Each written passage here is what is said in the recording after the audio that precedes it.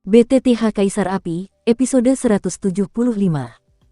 Untuk melihat video selengkapnya, sahabat bisa kunjungi playlist yang telah Sabta Novel sediakan.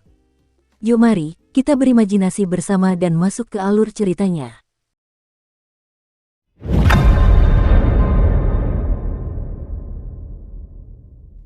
Setelah Wenzi pergi, tidak lama kemudian, dua saudara kembar identik muncul di istana. "Wang, apakah kamu mencari kami?" kata salah satu dari mereka. "Haoran, Hao Qing, apa kalian di sini?"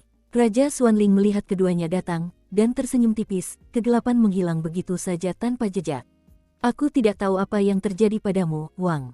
Saya masih berlatih keterampilan bertarung ketika saya dipanggil oleh guru nasional Wenzi," kata salah satu dari mereka. "Hao Qing, jangan kasar." Tinggi dan penampilan mereka hampir sama.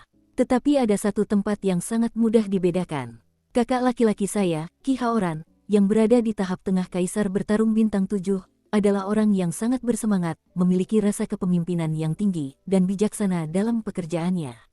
Dan adik laki-lakinya Ki Hao Qing, kekuatan Kaisar Pertempuran Bintang 7 pada tahap awal, sombong, sehingga sangat mudah dibedakan. "Haha, tidak apa-apa. Alasan memanggil kalian berdua ke sini kali ini terutama untuk reruntuhan." Raja Xuanling tentu saja tidak memiliki pengetahuan yang sama dengan Ki Hao Qing, jadi dia langsung berbicara. "Relik." Ki Hao Qing terkejut saat mendengar kata-kata itu. Masalah reruntuhan itu bisa dikatakan telah menjadi rumor baru-baru ini, jadi meskipun saudara kedua kecanduan berkultivasi, ia masih mendengar orang lain berlatih kultivasi. "Wang, apakah kamu ingin kami memasuki reruntuhan?" Ki Haoran bertanya pelan setelah mendengar ini. "Itu benar. Saat ini, meskipun keluarga kerajaan Xuanling kita terus-menerus mengalami perselisihan internal, ini adalah masa di mana terdapat kekurangan orang-orang berbakat. Dan hanya kalian berdua yang terkuat di antara generasi muda keluarga kerajaan Xuanlingku, jadi aku ingin kalian memasuki reruntuhan untuk berlatih dan mempersiapkan diri untuk kompetisi sekte di masa depan," kata Raja Xuanling dengan sungguh-sungguh, bahkan ada sedikit nada serius dalam suaranya. "Kakak, saya tidak menyangka ini menjadi kenyataan. Aku sudah lama mendengar tentang reruntuhan itu. Aku bosan seharian di keluarga kerajaan Xuanling ini, dan tak ada tuan sejati. Aku hampir berkarat. Kali ini, izinkan aku keluar dan mengamati dengan saksama para pendekar sekte, siapa yang lebih kuat dan siapa yang lebih lemah." Ki Hao Qing mendengar itu, tentu saja tanpa mempedulikan yang lain, langsung berkata kepada saudaranya, "Apakah ada misi?" Sesaat kemudian, Ki Haoran berpikir sejenak lalu bertanya, "Ini bukan tugas, melainkan ujian. Jika lolos, keluarga kerajaan Xuanling akan mendapat tempat di aula ibadah di masa depan." Keluarga kerajaan Xuanling tersenyum tipis. "Benarkah?" Ki Hao Qing langsung tertawa saat mendengar kata-kata itu. Karena mereka telah menjadi bagian dari keluarga kerajaan Xuanling selama bertahun-tahun, mereka tentu tahu bahwa jika mereka memiliki kesempatan untuk bergabung dengan aula pemujaan keluarga kerajaan Xuanling, sumber daya kultivasi mereka di masa depan akan sangat terjamin. "Tentu saja." Raja Xuanling tersenyum tipis. "Tes apa?" tanya Ki Haoran. "Lakukan apapun untuk mencegah orang-orang Paviliun Wanhua mendapatkan warisan." "Penghalang, bunuh." Suara dingin Raja Xuanling terdengar perlahan dari istana pada saat berikutnya. "Setuju." Saat berikutnya, Ki Haoran setuju tanpa berpikir.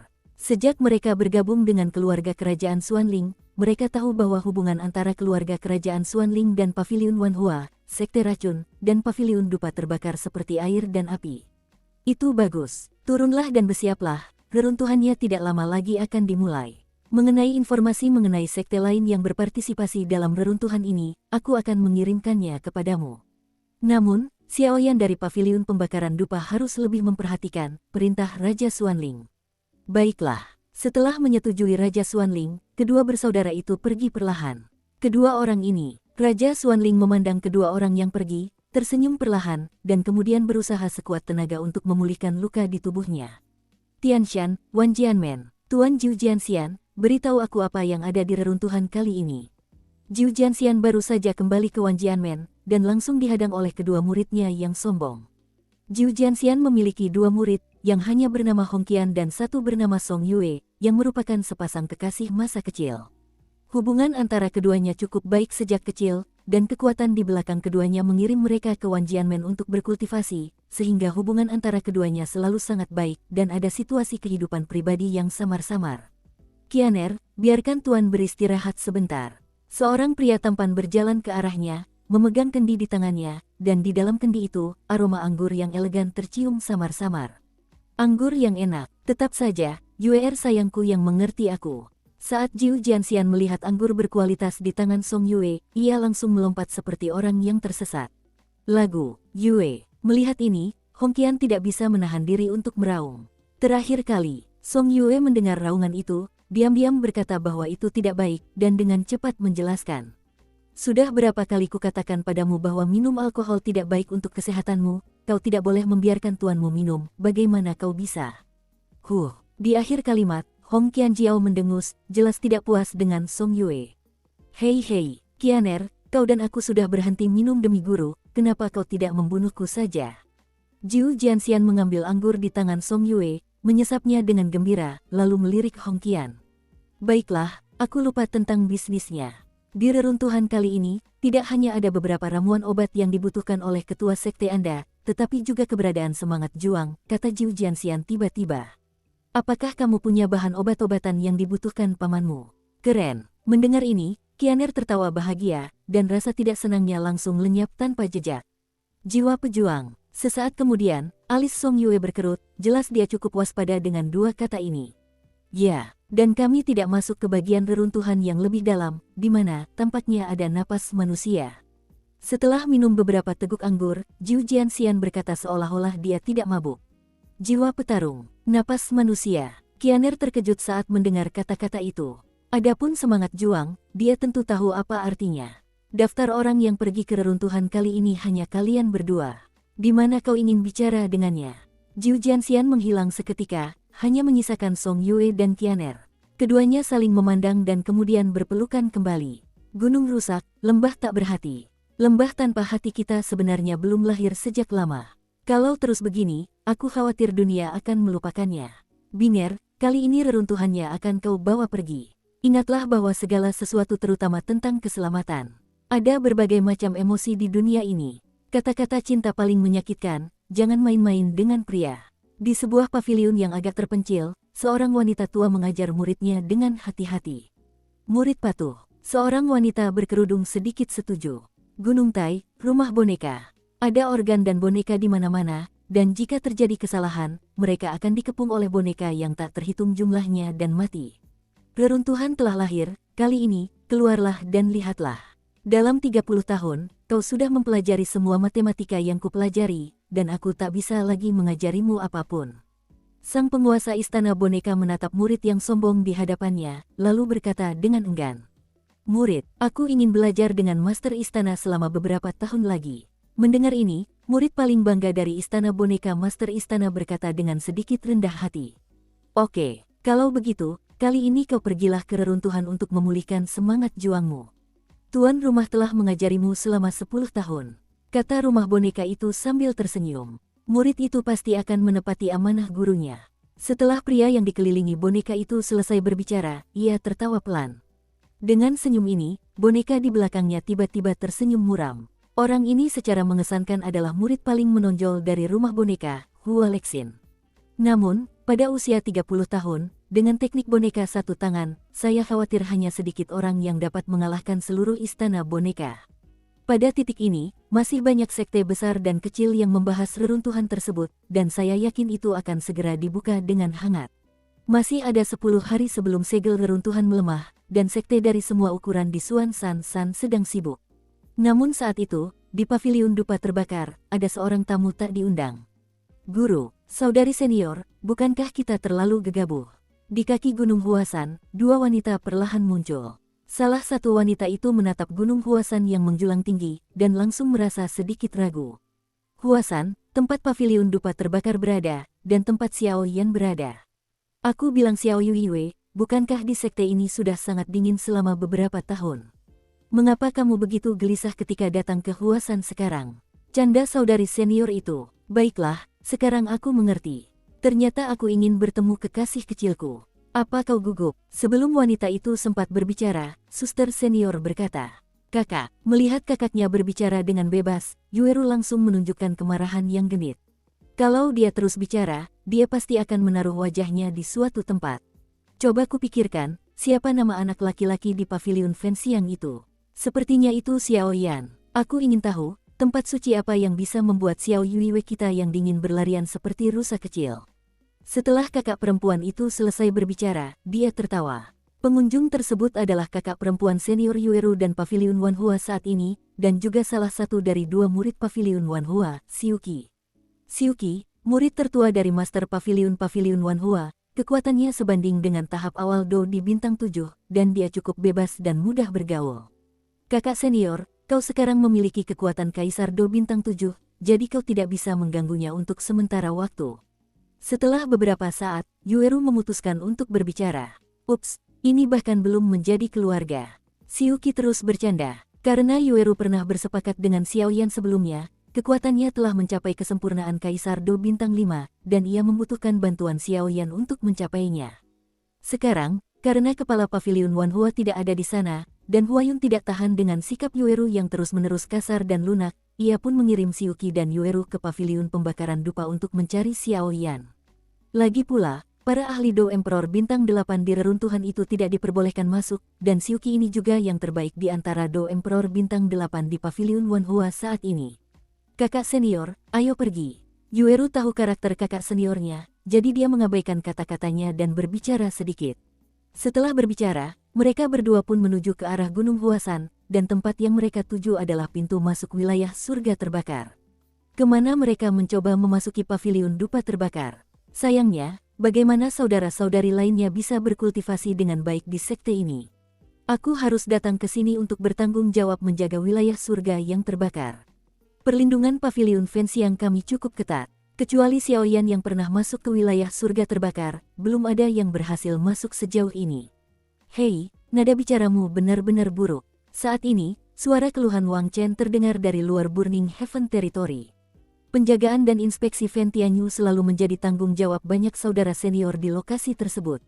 Sekarang setelah saudara senior dan saudara senior kedua meninggalkan sekte, tugas-tugas ini secara alami diserahkan kepada mereka.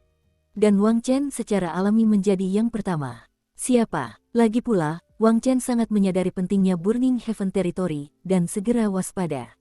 Ketika ia melihat riak ruang angkasa aneh muncul di atas Burning Heaven Territory, Wang Chen berkata bahwa ia waspada. Xiao Yuiwei, lihat, ini formasi penjaga Paviliun Fenxiang, yang disebut Ventianyu. Konon, bahkan ahli Do Xian pun pernah jatuh ke dalamnya. Suara merdu Xiuqi terdengar dari luar Burning Heaven Territory. Xiuqi sangat berpengetahuan dan berhenti di luar wilayah surga terbakar bersama Yueru. Sebagai murid langsung dari Master Paviliun Wanhua, Xiuqi tahu betapa mengerikannya formasi besar yang melindungi sekte ini. Adik kecil, kami dari Paviliun Wanhua. Datanglah ke Paviliun Fenxiang untuk mencari Xiaoyan. Tolong beritahu aku. Jiwa Xiuqi tergerak, dia langsung tahu di mana Wang Chen berada, dan segera berkata dengan lembut. Mencari Xiaoyan. Mendengar itu, Wang Chen tiba-tiba teringat persaingan antara dirinya dan Xiaoyan, dan kini Xiaoyan menjadi pusat perhatian. Salah satu dari dua wanita ini adalah Kaisar Petarung Bintang 5, tetapi kekuatan mereka jauh lebih tirani daripada Xiaoyan. Mengapa mereka berdua mencari Xiaoyan? Dan mereka berdua dari Paviliun Wanhua. Aku ingat Paviliun Wanhua dan Paviliun Fenxiang kita sempat salah paham. Bagaimana mungkin mereka mengirim seseorang untuk menemui kita? Meskipun kekuatan Wang Chen tidak luar biasa, pikirannya sangat jernih. Mengetahui betapa pentingnya Xiaoyan bagi seluruh Paviliun Pembakaran Dupa, sebagai sesama murid, Wang Chen berhak membantu Xiaoyi menghentikan beberapa masalah yang tidak perlu. Kita tidak punya orang seperti Xiaoyan di Paviliun Fenxiang. Kalian berdua harus bolak-balik dari tempat asal kalian, kata Wang Chen ringan, lalu segera melesat ke ruang Ventianyu. Lagi pula, kekuatan wanita ini tak terduga. Jika dia tiba-tiba bergerak, Wang Chen akan sedikit takut. Orang ini, ketika Xiuqi mendengar kata-kata itu, matanya menegang, dan ekspresi serius langsung muncul. Orang ini, dia tidak melihat wajahnya, tetapi dia ingin membuat dirinya marah. Tidak, Yueru dipenuhi kegembiraan, tetapi ketika Wang Chen selesai berbicara, wajahnya menjadi gelap. Kenapa tidak? Yueru tak dapat menahan diri untuk berkata. Jangan percaya orang ini. Aku lihat orang itu tidak akan jujur kalau tidak menghajarnya. Setelah Xiuqi selesai berbicara, sosok itu menghilang secara aneh, dan tiba-tiba muncul energi biru kehijauan. Energi atribut angin datang dan pergi tanpa jejak. Cepat sekali. Wang Chen terkejut saat melihatnya, tetapi saat hendak bergerak, dia terkejut dengan kecepatan Xiuqi. Ayo kita cari seseorang, kenapa kau? Xiuqi datang ke sisi Wang Chen secepat embusan angin, mengangkat telapak tangannya hanya untuk mengambil gambar, namun dihentikan olehnya, lalu menatap Wang Chen dan berkata dengan sungguh-sungguh. Wang Chen ditatap begitu dekat oleh Xiuqi Qixingdo Emperor yang hebat, dan dia tidak dapat menahan perasaan tertekan. Kakak senior, jangan membuat masalah.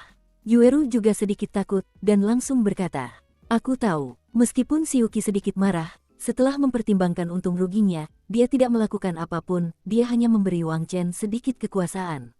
2. Kita benar-benar tidak punya Xiaoyan di pavilion Fenxiang, jadi kumohon kembalilah. Wang Chen menegur kedua wanita itu. Fentianyu adalah sekte yang melindungi pavilion Fenxiang. Setiap kali dibuka, biayanya sangat mahal, jadi Wang Chen tidak berani membukanya dengan gegabah. Wilayah surga terbakar ada di langit, dan pavilion dupa terbakar ada di atas tanah, jadi wajar saja jika meminta bantuan. Kamu, Yueru tak dapat menahan rasa marahnya saat mendengar ini. Yueru, tepat ketika ketiganya berimbang, seorang pria dengan kaki berat di punggungnya lewat, dan langsung berseru kepada gadis muda itu. Xiaoyan. Yueru dipanggil oleh suara yang familiar itu, dan dia berdiri terpaku di udara. Bukankah orang yang berbicara adalah orang yang memikirkannya siang dan malam? Xiaoyan. Pada saat ini, Yueru dipenuhi pikiran-pikiran, dia berdiri terpaku di tempat, matanya menatap tajam ke arah tubuh Xiaoyan. Dia menjadi lebih kurus dan lebih kuat. Yueru tidak tahu apa yang dialami Xiaoyan dalam beberapa tahun terakhir, tetapi tidak diragukan lagi bahwa tubuh Xiaoyan telah kehilangan berat badan, dan kekuatannya juga meningkat pesat. Jelas, ia pasti sangat menderita. Yueru, kenapa kau di sini? Xiaoyan memberi isyarat kecil kepada Wang Chen, lalu Wang Chen tidak berkata apa-apa, hanya tertawa, lalu langsung menghilang ke dalam Burning Heaven Territory. Sekarang Xiaoyan ada di sini, dia tidak membutuhkannya lagi, jadi dia bisa bermalas-malasan. Aku di sini untuk mencarimu. Yueru ragu-ragu sesaat kemudian. Meskipun aku telah mendapat restu dari guru, sebagai seorang gadis, tidak mungkin aku datang ke Xiaoyan demi reruntuhan itu, kan? Dan hanya Yueru yang tahu bahwa mendatangi Xiaoyan dengan alasan berkultivasi adalah salah, tetapi itu benar setelah memikirkannya. Biar ku ceritakan. Sebagai orang luar, Xiuqi tentu saja tahu situasi Yueru, dan langsung berkata padanya. Mendengar kelegaan dari kakak perempuannya, Yueru pun menghela napas lega dan menatapnya dengan ekspresi terima kasih. Kekuatan wanita ini, kuat sekali. Ini adalah komentar pertama Xiaoyan pada Xiuqi. Pertemuan tatap muka seperti itu membuat Xiao Xiao merasakan tekanan yang unik pada Xiuqi. Xiaoyan hanya bisa merasakan tekanan ini dari Zhu Yuan. Ini menunjukkan bahwa wanita yang tertawa di depannya juga seorang kaisar petarung bintang 7 yang kuat. Kudengar kau dan Yueru adalah kenalan lama, dan kau berjanji padanya saat itu bahwa kau akan menemukannya ketika kekuatanmu mencapai terobosan sukses Kaisar Do bintang 5. Tidak, kita sudah di sini sekarang. Apa yang akan kau lakukan? Setelah Xiuqi selesai berbicara, dia menatap Xiaoyan sejenak, menantikan apa yang akan dilakukan Xiaoyan. Xiaoyan tiba-tiba bingung. Lupakan saja, aku tidak akan menggodamu. Situasi Yueru agak istimewa. Kali ini aku datang kepadamu, terutama untuk menarikmu ke perkemahan kami, dan kali ini di reruntuhan. Jika itu bisa membantu Yueru mendapatkan warisan lengkap dengan lancar, aku ingin kesalahpahaman antara pavilion Wanhua kami dan pavilion dupa terbakarmu hilang, kata Xiuqi. Ayo, kita bicarakan dulu tentang tempat tinggalku, kata Xiaoyan sambil tersenyum. Dukung terus channel YouTube Sabta Novel. Yang lain datang jauh-jauh untuk mencari bantuan, tetapi saya tidak bisa membiarkan orang lain membicarakan hal-hal di langit. Ayo pergi. Setelah Xiaoyan selesai berbicara, dia menunjuk ke arah pavilion Fenxiang dan menuliskannya. Pavilion Fenxiang pun tidak lagi menolak Xiuqi dan dua orang lainnya. Ketika Xiuqi dan Yueru melihat ini, penilaian mereka terhadap Zanji menjadi lebih tinggi. Setelah beberapa saat, mereka bertiga perlahan tiba di Wusuju. Saat itu, Wusuju sedang sepi. Jelas, mereka semua pergi berlatih. Oke, kita bisa bicara apa saja. Xiaoyan datang ke kediamannya dan langsung berkata kepada Xiuqi dan Yueru. Kali ini, aku sudah mendapatkan persetujuan dari Master Pavilion kami dan Master Pavilionmu, Burning Incense. Saya harap anakmu akan membantu Yueru mendapatkan warisan yang lengkap. Karena ini bukan hanya tentang urusan pavilion kedua kita, tapi juga tentang hidup dan mati Yueru. Melihat tidak ada orang di sekitar, Xiuqi langsung meninggikan suaranya. Hidup atau mati? Xiaoyan terkejut mendengar kata-kata itu. Ia belum pernah mendengar bahwa pewaris masih bisa memiliki hubungan antara hidup dan mati. Aku tidak perlu berbohong padamu. Kalau kau tidak percaya, kau bisa bertanya langsung pada Yuiwe kecilmu, kata Xiuqi dingin. Kakak senior. Dipanggil oleh kakak seniornya di depan Xiaoyan, Yueru langsung merasa sedikit tertekan dan mendengus. Tidak apa-apa, baiklah, aku akan keluar dan menghirup udara segar, kalian berdua akan bicara pelan-pelan. Melihatnya menulis tentang adik perempuannya, Xiuqi tak bisa berkata apa-apa lagi. Lagi pula, tujuan perjalanannya adalah untuk melindungi Yueru. Memperoleh warisan penuh jelas merupakan urusan Xiaoyan. Dalam beberapa tahun terakhir, bagaimana kabarmu? Yueru perlahan membuka mulutnya menghadap Xiaoyan saat dia melihat Xiuqi pergi. Bagaimana kondisi tubuhmu? Bagaimana mungkin Xiaoyan tidak tahu apa yang dipikirkan Yueru, tapi Xiaoyan sudah menikah, jadi dia tidak bisa menyakiti orang lain, jadi dia langsung mengalihkan perhatiannya. Saat Xiaoyan menanyakan hal ini, Yueru langsung bingung. Kali ini, keruntuhan itu konon terkait dengan rahasia pewarismu. Jangan khawatir, aku akan berusaha sebaik mungkin untuk membantumu. Melihat Yueru sedikit tertegun, Xiaoyan langsung tersenyum. Ya, kekuatanmu tampaknya agak kuat. Sebagai seorang gadis kecil, Yueru secara alami tidak memiliki banyak pengalaman seperti Xiaoyan, jadi dia tidak tahu apa yang dipikirkan Xiaoyan, dan dia tidak banyak berpikir, jadi dia peduli pada Xiaoyan. Dodi bintang 6 sudah lengkap, kata Xiaoyan dengan tenang. Bulan depan seru Zaidu. Dodi bintang 6 telah terwujud.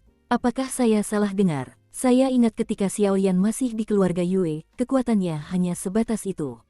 Saya belum melihatnya selama beberapa tahun terakhir. Dia benar-benar berhasil menembus Kaisar Do bintang 6 dan mencapai kesuksesan penuh.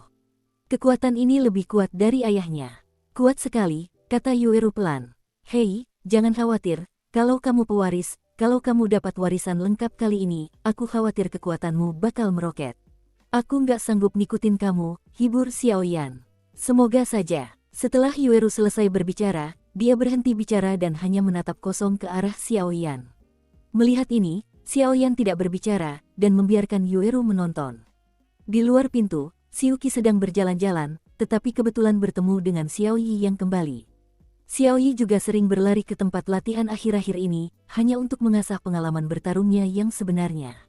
Siapa kamu? Kenapa ada di Wusuju kita? Xiaoyi baru saja melihat Xiuqi. Meskipun dia tertarik dengan kecantikan Xiuqi, dia langsung waspada.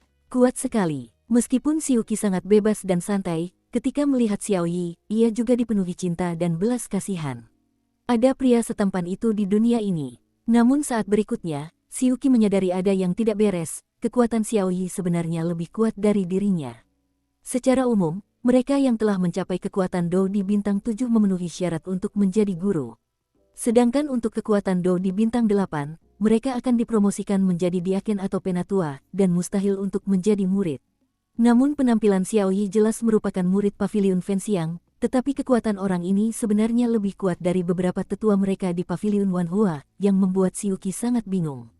Saya hanya seorang pejalan kaki, kata Xiuqi. Lewat, menurutku itu seseorang yang punya niat jahat. Lihat triknya. Setelah Xiaoyi selesai berbicara, dia langsung menembak, dan Jenderal Xiuqi yang tahu gambar itu pun terdiam.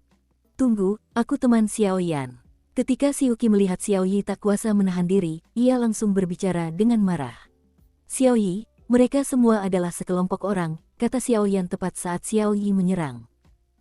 Xiaoyi segera meminta maaf kepada Xiuqi karena malu saat mendengar kata-kata itu. Kalian ini, sungguh tidak sopan melakukan hal itu tanpa berpikir panjang, kata Xiuqi dengan nada tidak puas. Bukan salahku, siapa yang memintamu keluar dari kediaman kami? Orang-orang yang tidak tahu menganggapmu seorang pencuri kecil, bisik Xiaoyi. Apa katamu? Xiuqi menjadi marah saat mendengar kata-kata itu, dan mengejar Xiaoyi yang cukup lincah.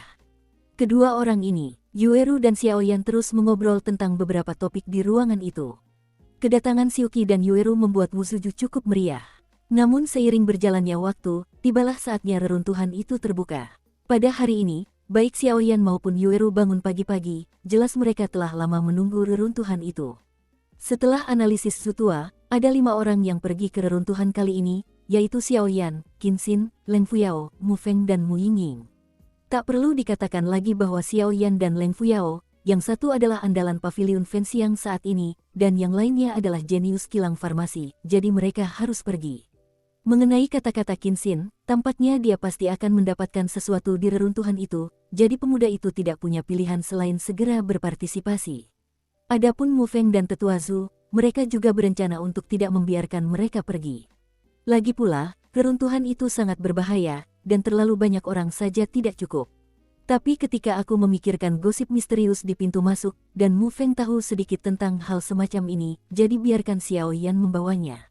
Sedangkan untuk Mu Yingying, dia harus pergi untuk mengungkapkan sikapnya, dan Zulao tidak terlalu baik. Katakan, ayo pergi. Xiao Yan berdiri di luar Burning Heaven Territory dan berkata kepada sekelompok orang di belakangnya. Setelah mendengar kata-kata itu, orang-orang di belakang Xiao Yan mengangguk diam-diam. Mereka semua tahu bahwa tujuan utama reruntuhan itu adalah untuk membantu Yueru dari Pavilion Wanhua mendapatkan warisan yang sesungguhnya. Ke tangan orang lain, yang lain, itu tergantung pada kreasi mereka sendiri. Perjalanan ini sangat berbahaya, kalian harus berhati-hati, kata Mu Suzi sambil menatap murid-murid Xiao Yan dengan lega. Kakak, Xiao Yi juga minggir sedikit. Larangan kekuatan Dou di bintang 8 membuat Xiao Yi harus tinggal di pavilion pembakaran dupa. Tidak apa-apa, Xiao Yan tentu saja tahu kalau Xiao Yi mengkhawatirkannya, dan langsung angkat bicara. Ayo pergi, aku harap kamu kembali dengan kemenangan kali ini, kata Xiong Yuan singkat, lalu mengirim Xiao Yan dan yang lainnya. Ya, Xiao Yan dan yang lainnya langsung saling berpandangan diam-diam setelah mendengar kata-kata itu, lalu segera meninggalkan wilayah surga yang terbakar, menuju ke tempat reruntuhan itu berada. Semoga pertarungan antara jiwa dan warisan ini tidak akan membuat keluarga kerajaan Xuanling menang. Zhu Jin berada di rumahnya, merasakan arah kepergian Xiao Yan, dan berkata pelan. Keluarga kerajaan Xuanling, tempat latihan seni bela diri. Hahaha, senang, datang lagi. Tawa yang sangat arogan perlahan menyebar, dan aku melihat tubuh bagian atas Qi Haoqing di tempat latihan bela diri saat ini, dan terus-menerus diserang oleh beberapa pelayan Kaisar Dou bintang 6. Serangan itu begitu kuat hingga mengenai tubuhnya, meninggalkan bekas luka yang sangat mencolok.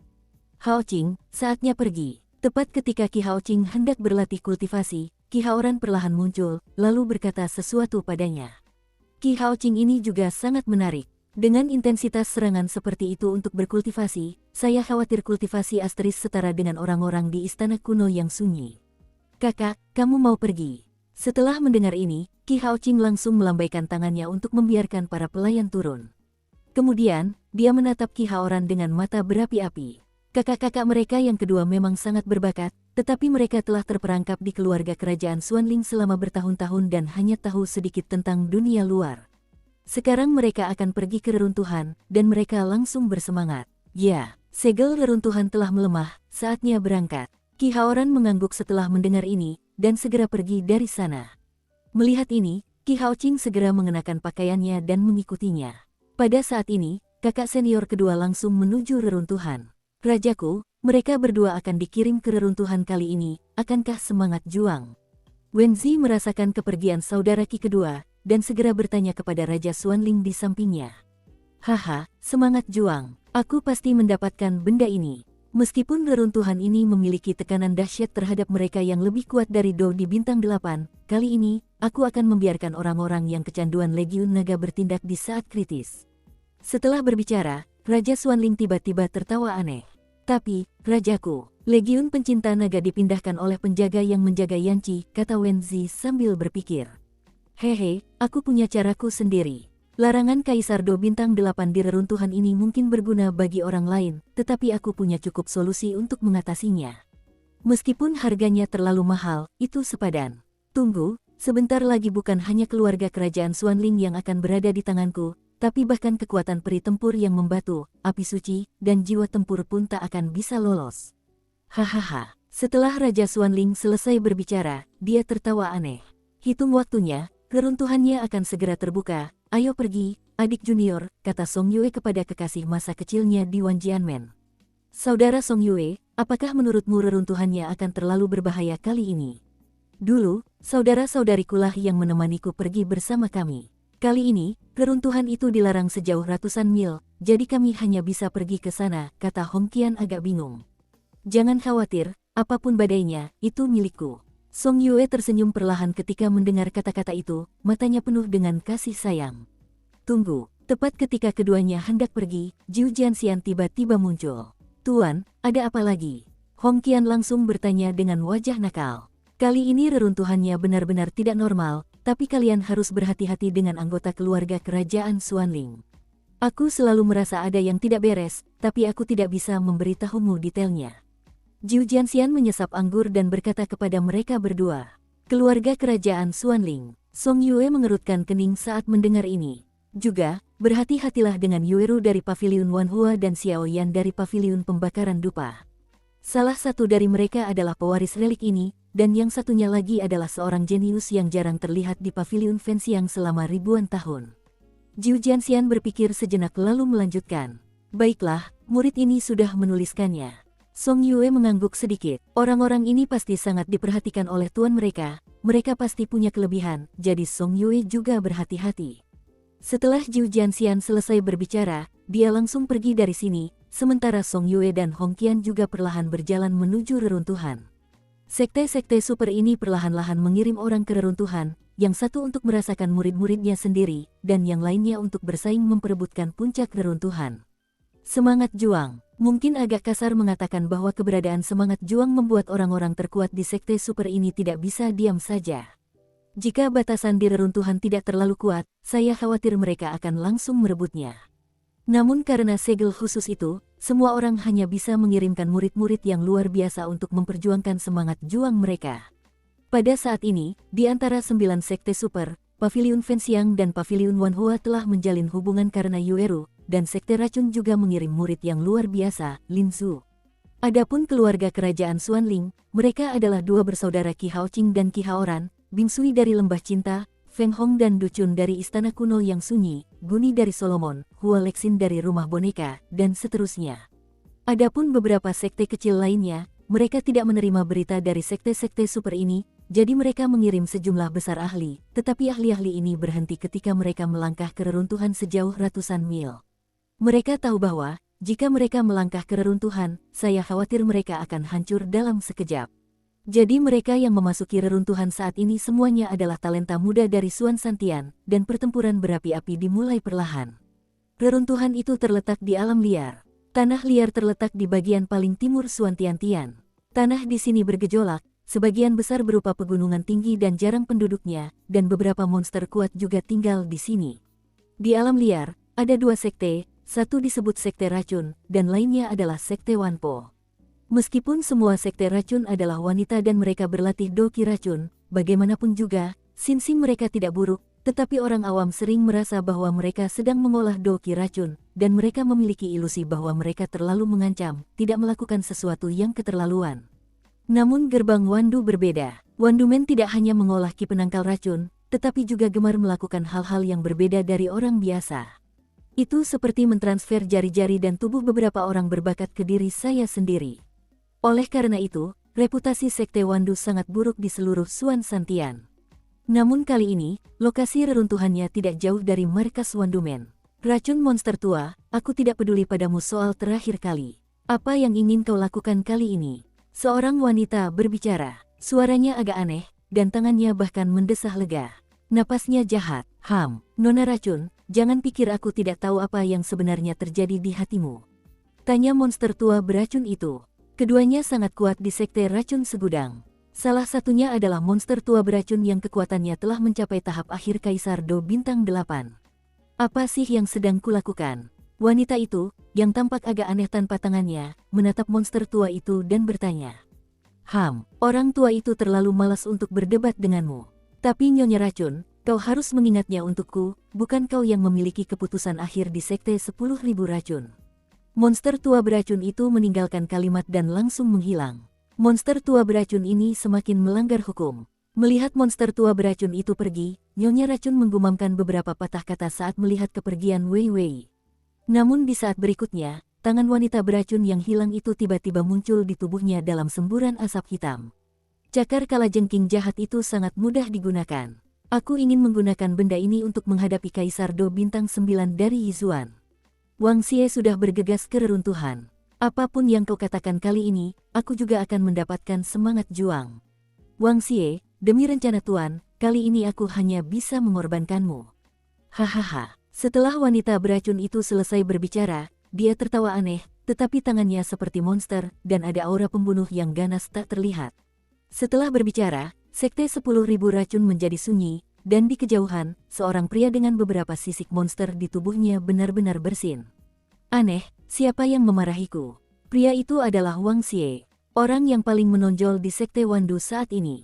Jangan melihat Wang Xie, meskipun dia memiliki beberapa sisik monster di tubuhnya, tetapi kekuatannya dapat mencapai tingkat tahap tengah Kaisar Do Bintang 7, dan kekuatan ini mungkin merupakan keberadaan yang sangat luar biasa di seluruh Suan Santian. Lupakan saja, itu tidak penting. Tempat di mana reruntuhan itu terbuka kali ini berada di tanah liar kita, dan tidak ada yang bisa dikatakan untuk mengambil keberuntungan besar itu dari orang lain. Dan jika memungkinkan, aku harus membawanya kembali kepada Tuan. Tuan sepertinya menyukai barang-barang di reruntuhan kali ini. Wang Xie menggelengkan kepalanya, lalu berjalan menuju reruntuhan. Xiaoyan dan rombongannya meninggalkan paviliun dupa terbakar dan pergi ke alam liar. Mereka berpapasan dengan keluarga kerajaan Xuanling dalam perjalanan. Xiaoyan juga menggunakan kekuatan jiwanya untuk menyelidiki kedalaman istana bawah tanah, tetapi hasilnya nihil bagi Xiaoyan.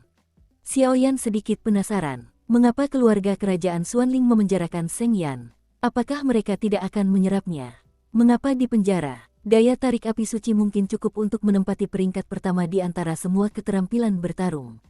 Mungkinkah ada sesuatu yang terjadi di keluarga kerajaan Xuanling? Sesaat kemudian, Xiaoyan berpikir lagi. Setelah berpikir sebentar, Xiaoyan bahkan tidak memikirkannya, dan langsung menuju ke tempat tujuan. Apakah ini tanah tandus? Sungguh sunyi. Tepat setelah meninggalkan keluarga kerajaan Xuanling dan memasuki alam liar, Mu Yingying adalah orang pertama yang merasakan aura sunyi. Aura ini baru saja memasuki tubuhnya, dan Mu Yingying merasakan ledakan energi yang tidak nyaman. Bukan hanya Mu Yingying, tetapi juga beberapa orang dalam kelompok itu, kecuali Xiuqi dan Xiaoyan, yang lainnya semuanya muncul dalam keadaan yang sama. Ini adalah tanah tandus yang liar, semua orang harus berhati-hati, roh-roh liar ini berbahaya bagi tubuh, mohon jangan menghirupnya. Sebagai kakak perempuan paviliun Wanhua, Xiuqi segera memimpin. Bajingan, begitu Xiuqi selesai berbicara, dia melihat beberapa orang di belakangnya diserang. Tidak hanya ekspresinya yang berubah. Kesalahan-kesalahan saya sendiri, terhirupnya roh yang gegabah ini, akan mempengaruhi kultivasi di masa mendatang. Ini, makan satu untuk setiap orang. Tepat ketika Xiuqi sedang merasa agak kesulitan, Xiaoyan tidak berbicara, lalu mengeluarkan beberapa pil obat bening dari tangannya, lalu membagikannya kepada orang banyak. Ketika orang lain melihat ini, mereka semua menjadi kasar. Lagi pula, mereka semua tahu bahwa meskipun aura sembrono ini akan terjadi untuk sementara waktu, jika itu terjadi, itu akan sangat merepotkan. Benar saja, ini ramuan ajaib. Setelah memakannya, aku merasa jauh lebih baik. Mu Feng baru saja selesai makan dan langsung tertawa. Jangan lengah. Tanah tandus disebut tanah terlantar, maka janganlah setiap orang lengah. Bungkus masing-masing dengan dendam untuk mencegah kecelakaan, kata Xiuqi dengan sungguh-sungguh. Oke, setelah mendengar kata-kata itu, yang lain mengikutinya. Lagi pula, meskipun Xiuqi kuat, dia tidak berpura-pura sedikit pun, jadi banyak orang setuju dengan perintahnya. Ayo pergi. Xiaoyan melihat beberapa orang sudah sedikit pulih, lalu berkata, mereka adalah pintu masuk ke gurun, dan jelas masih ada waktu sebelum reruntuhan itu.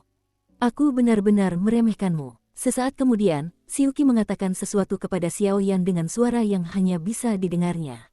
Saling. Xiaoyan tiba-tiba tersenyum ketika mendengar kata-kata itu. Meskipun dia pernah mendengar bahwa aura kesunyian yang tak terkendali itu luar biasa, jangan lupakan identitas Xiaoyan sebagai seorang apoteker. Adik kecil ini, tunggu. Tepat saat Xiaoyan dan rombongannya hendak pergi, sebuah suara magnetik perlahan terdengar di langit. Punya musuh. Kekuatan Qinxin tidak buruk, jadi wajar saja jika dia mendengar suara-suara dan langsung menoleh. Jangan, aku di sini cuma mau minta obat. Sosok di tanah itu buru-buru menjelaskan tatapan aneh beberapa orang di langit. Rasanya tidak nyaman. Begitu pria di tanah selesai berbicara, wanita cantik di pelukannya tiba-tiba mengeluarkan suara lemah. Tidak apa-apa, aku sudah menemukan obat untukmu, kata pria itu kepada wanita di pelukannya dengan penuh kasih sayang. Dua petarung hebat tingkat Kaisar Bintang 7, gumam Xiaoyan, namun dikejutkan oleh dua orang yang tergeletak di tanah. Dua pria di tanah, seorang pria dan seorang wanita, pasti terlihat seperti pasangan suami istri. Yang membuat Xiaoyan paling aneh adalah mereka berdua membawa sepasang pedang, dan Xiaoyan bahkan bisa mengandalkan jiwanya. Kekuatan itu merasakan gelombang teror yang luar biasa dari atas. Ini, orang-orang dari Wan Jianmen. Si Uqi tetap di langit, lalu berkata sedikit.